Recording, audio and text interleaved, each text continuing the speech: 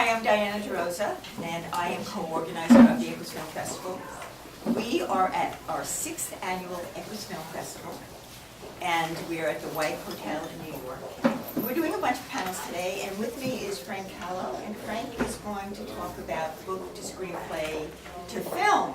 So that will help people that are authors know just how they can take that, take that path to where they want to go. But Frank, first I want you to talk a little bit about what you've done. You're a director. Right. So talk about some of the many accolades that you've had, and then we'll go into Awesome Gal, one of the films that we're working, and is a screenplay. So I want people to know a little bit more about you. Well, first of all, I want to thank you again for this is my second time with you. And I met Lisa and Diane at the North Tryon Film Festival in North Carolina. And we had a wonderful journey together, and we had some funny stories just getting from the airport to the festival. Because my pants fell down, because I forgot my belt. And I went to help Lisa with her luggage. I went to help her luggage, and my pants just went, and they're in front of me, and I'm going like, well, maybe, I hope they don't see that. But it was like, ever since that journey, we had a wonderful time. And I want to thank you, Lisa and Diane, for having me again and allowing me to be here. I'm a film producer and director. I used to work for the studios, Lionsgate and New Line. And I broke off on my own in 2004 and started my own company called FMC Productions. And we're known for The Believer, which got nominated for an Oscar and won Sundance that year that started Ryan Gosling's career. It's a wonderful movie if you ever get a chance to see it. And I also won the Director Film Festival with another film called Here and There, Best Foreign Film, and nominated as an Oscar. And that was shot in Serbia and New York. But I do many other films as well, like The Cookout and Tifa and all that kind of stuff. I go back as far as Ghostbusters 2, believe it or not. So anyway, that's basically, I started off in the theater from Chicago. The Goodman, I was born in Italy, raised in Chicago, and went to the Goodman Theater at the time in Chicago, which was an elite directing school at the time. The only directing school in the country at the time. And so I started off in the theater, worked my way up, and just like anybody else, starting from the bottom, went to film school. Thought I was a director when I got out of film school. I realized, well, wait a minute, nobody knows me. So I started just like anybody else, started from the bottom all the way up and worked my way up into the Directors Guild of America and all that kind of stuff. So that's my journey. So it's a long journey. There's a lot more to it, but I want to spend time, because it's a short time with you people, but talking about what your needs are and what you're talking about, the book. And I've optioned a couple books, and I'm a writer as well. I tend to stay with my own stuff nowadays because people don't realize it's time consuming. Like when someone says, "Oh, I saw your last movie," I realize I'm thinking to myself, "Well, that was 2 years ago." And so when people say, "Can you take pedal my script at this point in my life?" That's 2 years down the line. By the time you start, by the time you raise it, if and when you raise the money. So it's very time. So I'm very picky about my time of the work I do. And Diane was with me on this film that we're doing now. Similar to what you're talking about, it was written by a lady. We optioned the book, and it's called Awesome Gal. And it's about an abused girl from the coal mines and an abused horse through soaring, and somehow they found themselves. No one knew each other. They didn't know each other. She never knew how to ride, and then they healed themselves from competition, because in the days of her day, women were not allowed to ride in competition. So it's a beautiful story. You can see the trailer. It's on my Facebook and stuff. But we made that trailer specifically just for the investors. Some investors gave us the money to do it just for this. It wasn't meant to be seen or anything, but it turned out really well. And it's in a lot of film festivals, like the Tryon Film Festival that we all went to, and it's possibly up for consideration at Sundance again. And we're also entered the Tribeca Film Festival. That's one of the reasons why we can't show it here. We're going to show it here, but Tribeca doesn't allow you to show it out anywhere else in New York. And that's another thing. When you do festivals on a larger scale, you have to understand what their criteria is, because they may want the world premiere. They may want you to have to show it anywhere else. If you show it somewhere else, they're saying, well, we don't want to accept it because it's no longer, new. But the main thing is, I'm a producer. I know production like the back of my hand. I deal with the legalities all the time. I also do a lot of the law work, the legal work, contracts, and which is one of the most important things from your end, or your perspective, getting it from book to film. And so if you have any questions or anything you want to ask, or anything you want to ask to lead it off, let me know. I think it's more important that we talk about what your needs are, or what your thinking is anyway. Yes, ma'am. What do you look for in a screenplay? At this point in my life, when I was young, it was horror stories. No, it was something that hits me. Like, For example, the movie, the trailer we're doing now is called Awesome Gal, and it was a friend of mine, and I just got to know him, and we're drinking buddies, and then finally he said, "Would you read my screenplay?" Now usually I say, "Come on," and then I said, "Okay, fine." I said, "Okay, for you, because you're my friend, I'll read it." And I read it, and what attracted me, and this is fresh, this is just recent, by the way, was. I believe in diversity, I believe in humanity, I believe in what touches, what moves me. I'm more of like a Raging Bull or like one of my favorite films, Life is Beautiful, and Crash, Traffic, those kind of movies. And it's what moves me, what attracts me. And what you have to learn is, from my point of view, and I tell this to young students all the time, is you have to learn to listen to it. Don't impose your ideas on it, and believe it or not, it takes a learning to do that, because a lot of people read it and they want things to happen and they're not happening, but you just got to learn to listen to it and then see how it moves you. Now there's some films that I said no, I don't want to do, and then somebody else does them who loves that type of film or that genre, and it becomes just as successful. So it's what moves me better. I'm more in human interest type stories,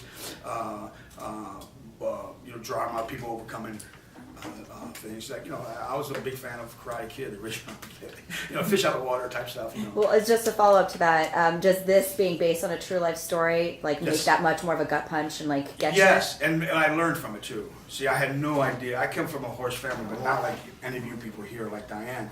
I was one of my family had a farm, and then my father always had horses, and he taught me how to ride all the time when I was a kid. And I remember, one time I was learning this new horse. I just learned this new horse. He got this new horse, and he always said, "Don't ride on the back of it, because when you touch the back of this certain horse, he has a tendency to buck." So there was some people there, and I came from America. We were in Italy, and actually we were in Spain, and they came over, and I was trying to impress them as a young 8-year-old kid. So I went up and I jumped on the back of the horse like a cowboy, because they were from America. I jumped from the horse, and then the horse just flew me off the horse. And then the horse just, reared and came, his hoof just missed my knee by like that much. And my father just got up and said, "Now good, now I told you that, now get back on that horse and ride it," And it was a learning lesson, but I'm not like what you people do, like your training, like Ashley was telling me briefly about training. And this was about soaring, which I had no idea what was happening. And it was a learning process, and people have different opinions on it. People, and what I said to the main thrust of this was the writer, the person who created the story, wanted to be about soaring, anti-soaring, and which is beautiful. It's good to do, but I didn't want it to be that.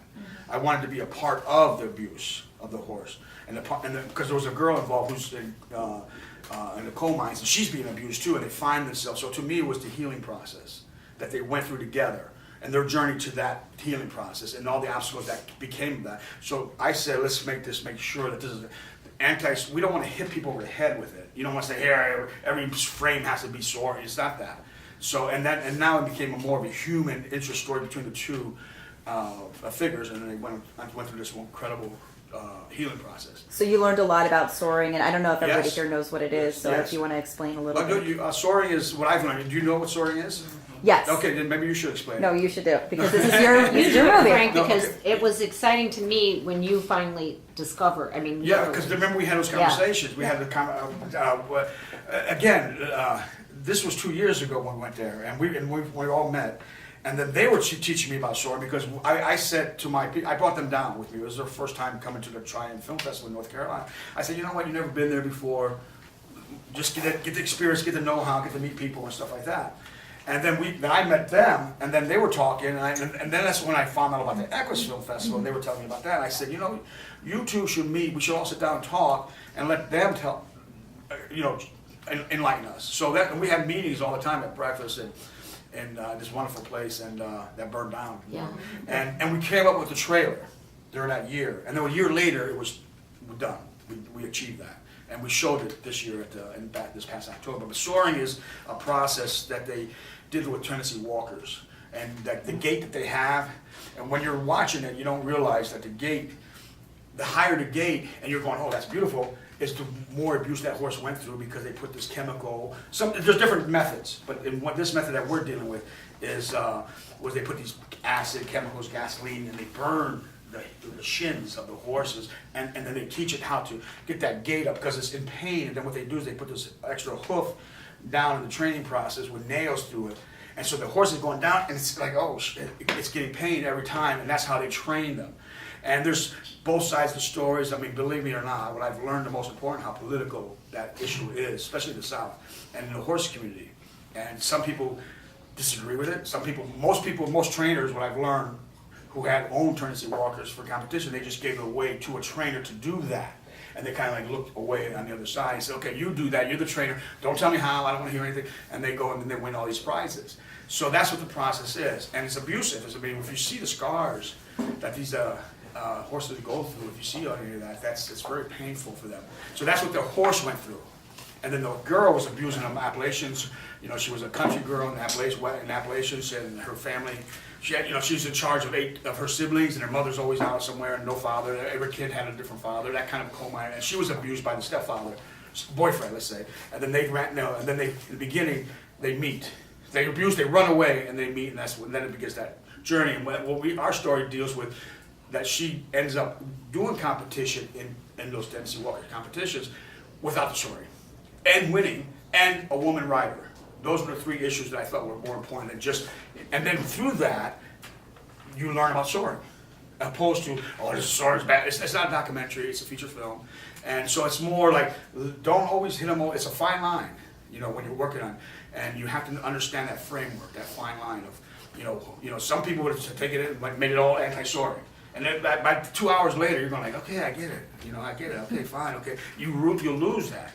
You'll lose that information, no matter how important you may think it is. And that's where we come from. And that was my conversation with the creator. We wrote the trailer, but that was our conversation with the trailer, with the people to get away from that. And then we were down there, and we were shooting the first day. The big news channel came and covered us because we were shooting a film, and we had everybody there. And I said to Debbie, the original creator, I said, just present it the way we always said.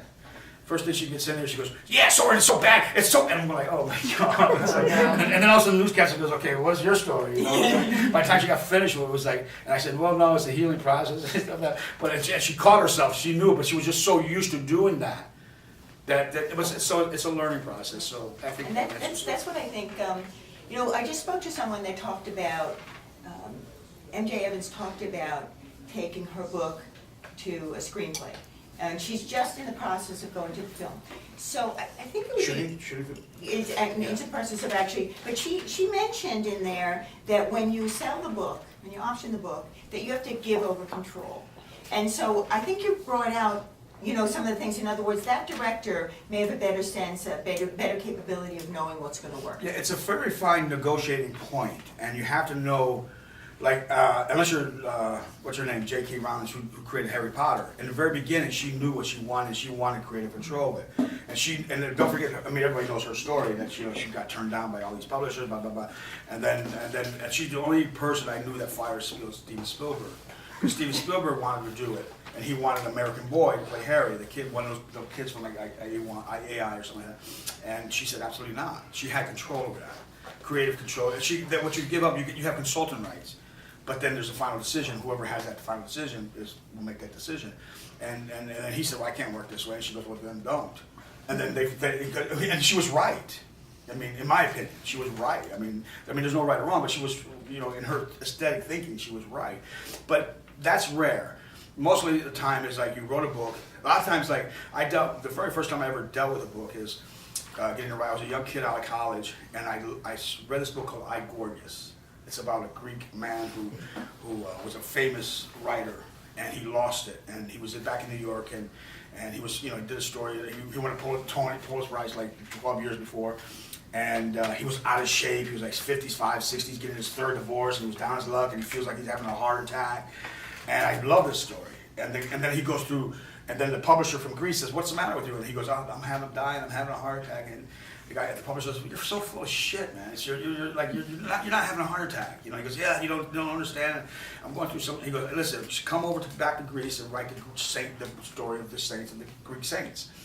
And of course he says no, but then he does it. And then when the publisher sees him come out of the airport, he looks at him and goes, "Damn, you are back!" Because he's out of fun. So it's very funny. And but it's his journey that he finds a boat, a broken down boat, just kind of like him, and he sails that through the islands and through that he cleans his soul, his body, his spirit, his mind, and becomes the writer that he should be. That's the story I fell in love with. And he also wrote The Ugly American back in the 50s with Brando. And he had the worst experience with that. Now that's before our time, this is when he was telling me this. And he was a journalist, a wartime journalist before Vietnam War, and he wrote another book that I love. And it came out just before the Vietnam War, and the government pulled it off the shelves because they said it was a security problem. Because he was showing how big countries take over smaller countries, and so anyway, he had that experience. So he was a wonderful writer. And then he said, well, I called him up. I was like, oh my God, I love this book. And I looked around, and there was no computers then. I looked around and said, has this ever been made? Anybody option this? And no, they haven't. So I called him, and he lived in Vermont. And I called him, and he was old. He didn't need anything. He was old. He was successful. He was an older man. And he goes, well, why don't you come to Vermont? We can talk about it. I go, all right. Today? I'm in New York, so that's like 9-hour drive. So anyway, we worked it out, and we didn't talk. The first time I met him, he goes, "Oh, so you're here for the book?" I said, "Yeah." He goes, "All right, we're talking." He goes, "My leaves need raking." So I was raking his leaves. I was doing everything I could, and I was at his house. I was a young man, though. You got to understand. And then he was like talking about writing, and I'm just listening.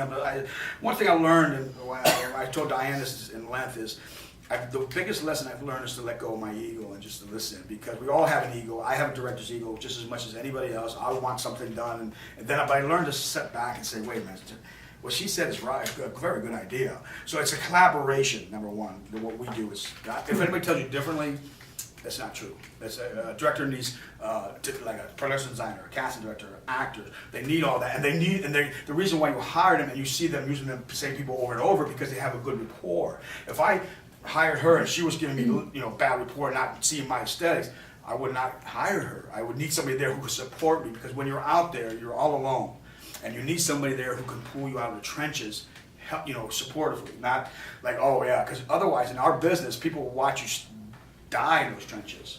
They'll just stand there and go, see, I told you he can't direct.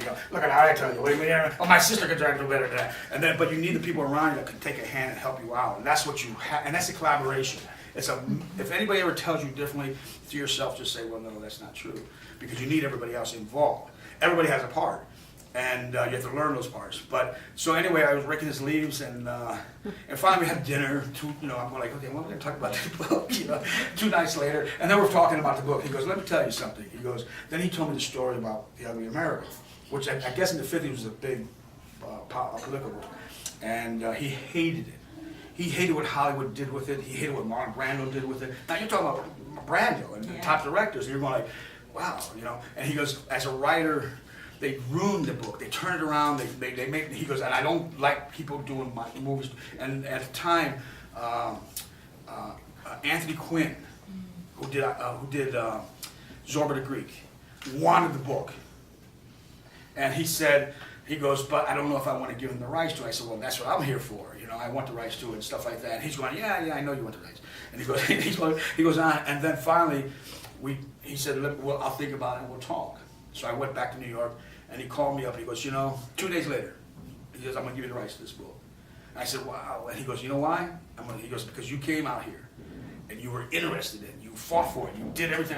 You came here, and you said, this is what I'm going to do. The passion you had for it was important to him as the writer, because coming from his journey, back then Hollywood just turned things around that you didn't know. And I said, well, what happened to Anthony Quinn, just out of curiosity? And he said, because I never talked to him. I talked to his agent, I talked to his manager, his wife, but he never came and talked to him. And he said, that guy's going to play the lead in my movie, and he doesn't even have the courtesy. He'll send Diane, or he'll send Lisa, and then they'll come back and go, whatever. He never sat down and talked with him. And whether that's old school or not, that's thinking, but that's a true story. And then that's how I got the rights to the book. And then I created a screenplay, but what I told him is, I'll give you consultant rights. I'm going to send you every draft, and you adapt to where you think this should be going and stuff like that. And we had a wonderful writing experience together. I actually learned a lot from him, because he's He was a well-known writer, and it's a beautiful story. You know, it's a beautiful story. Which to this day, we're still trying to get that movie made. You know, because it's an art piece. It's a very sensitive piece. But anyway, the journey with the writer, it's very important to have that rapport with the writer if you're going to go through that creative process together. Now, the thing about having control, why you want control, is what my thinking is this. It's not I want control. I don't want control. I don't want to control anything. You know, I don't want to control people. The thing is, you have to have the right to express yourself. In our business, you have so many people telling you no. No this, you can't do this, you can't do that. I want people around who say yes. And at some point, it's your vision. At some point, it becomes yours, just like I have to turn it over to an actor and an actress. We go through rehearsals, and we go through the thinking, and I'll give them my notes and my self-text and all that kind of stuff, but then they have to go out and execute it. It's like a basketball player sport. Figure it. A coach can say, this is our play, but you fuck up that play, the player, it's your fault, the players are out there doing the job. Same thing with the actors, production designers, casting directors. So it's not control. It's what you do is you create your framework of your vision of how you want to express it.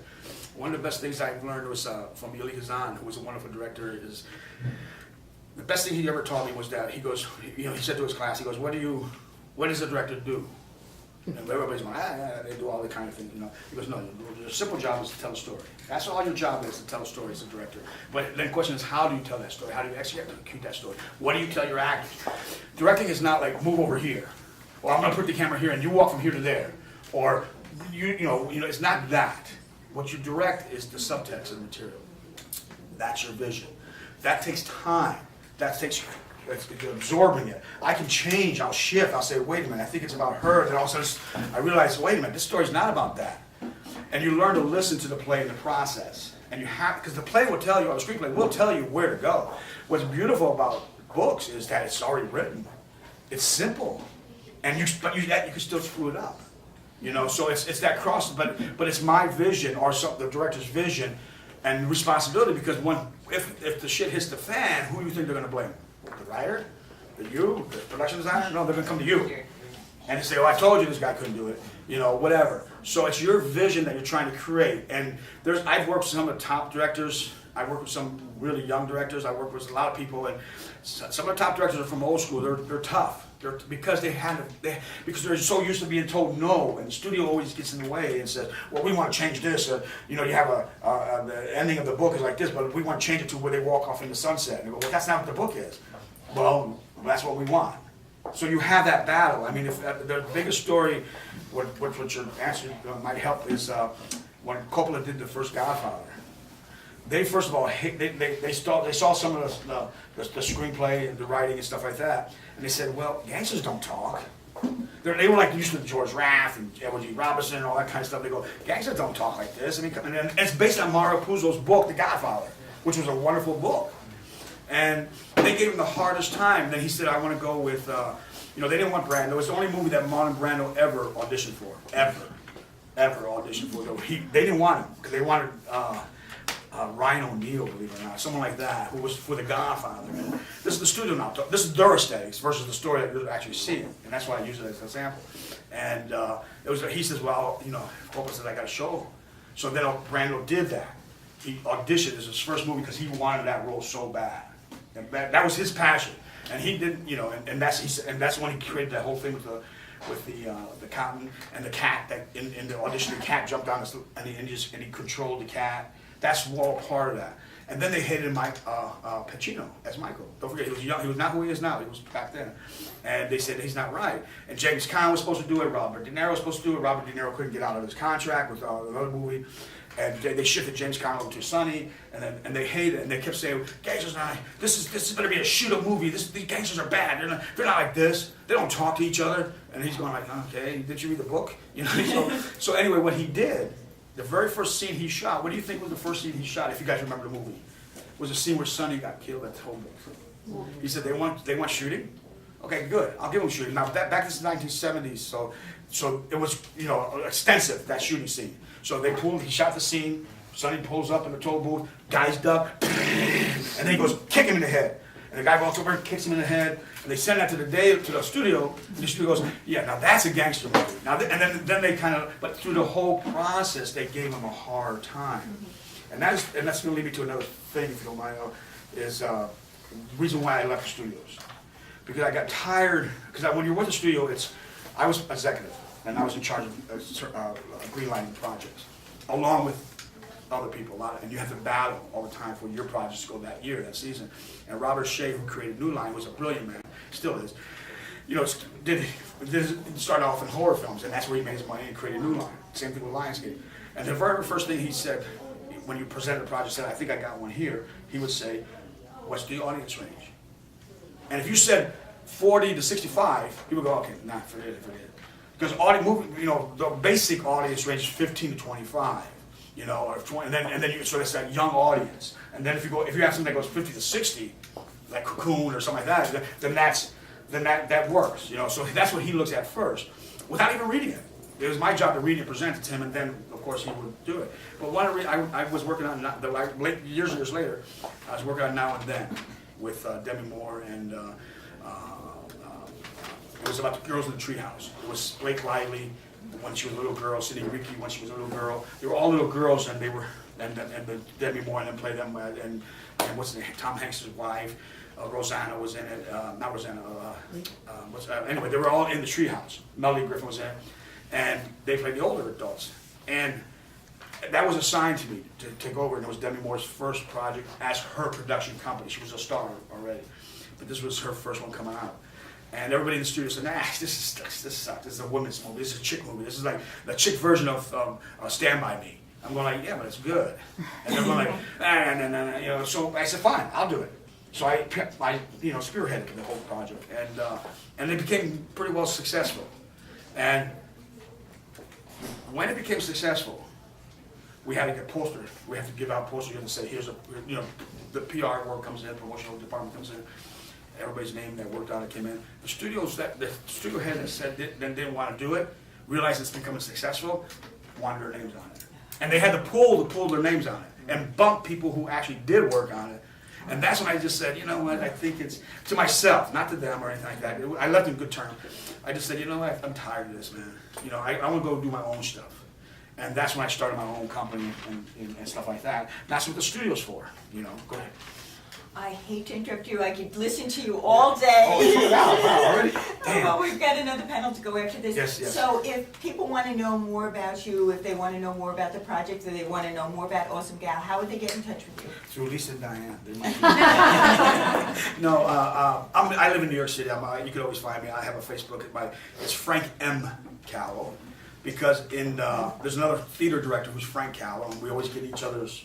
So I put my M in there, and believe it or not, we used to get other people's calls, and I never met him. He's a theater director, and I know his work, but we will call him and say, I think this is yours, you know. So if you want to go on Facebook, that's what it is, and my email is fmcalo48@gmail.com. I'm always looking for things. I'm not, like I said, I keep things open, and I really wanted this to be about you and Lisa and Diane, because they're so giving, and that's what I learned about. I actually learned about the process of sorting when we talked earlier about through them. So anyway, thank you very much. Thank you.